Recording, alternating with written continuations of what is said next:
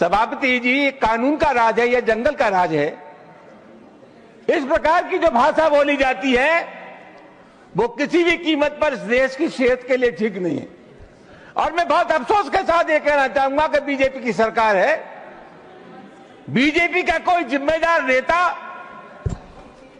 या कोई मंत्री इन सब चीजों का प्रतिवाद नहीं करता।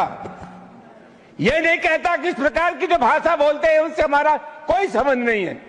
तो क्या हम मान करके चले कि इस प्रकार के जो तत्व है उनको सरकारी संरक्षण प्राप्त है या इनको भाषा अच्छी आती है?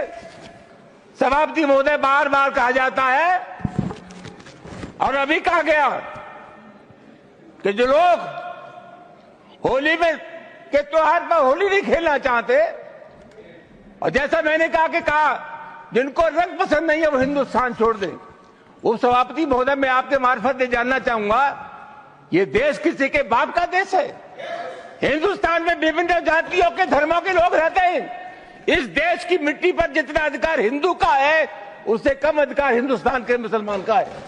राष्ट्रीय आंदोलन में हिंदू, मुसलमान, सिख, ईसाई सब लोगों ने तिरंगे झंडे के नीचे एक कौम बनाई।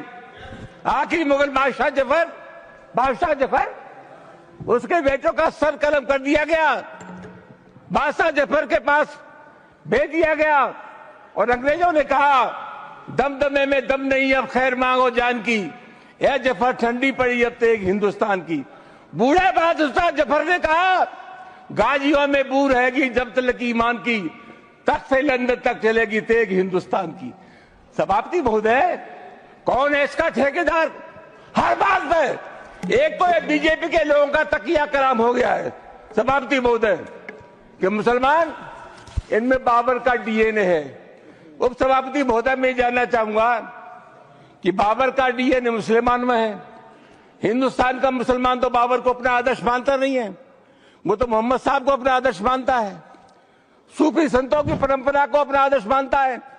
लेकिन सभापति महोदय, मैं जानना चाहूंगा कि बाबर को लाया कौन?